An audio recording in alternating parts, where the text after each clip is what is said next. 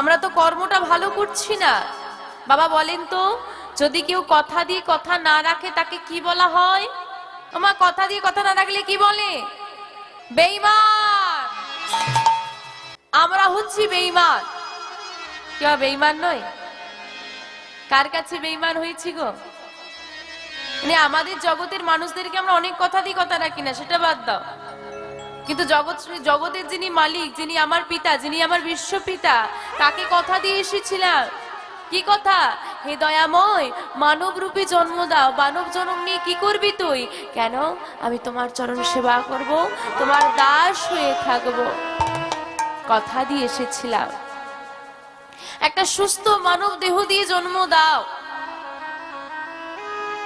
এই পৃথিবীতে তো আমরা একবার দুবার আসিনি, 84 লক্ষ জনি করিয়া ভ্রমণ, তবে গিয়ে মেলে স্বাদের মনুষ্য জনম।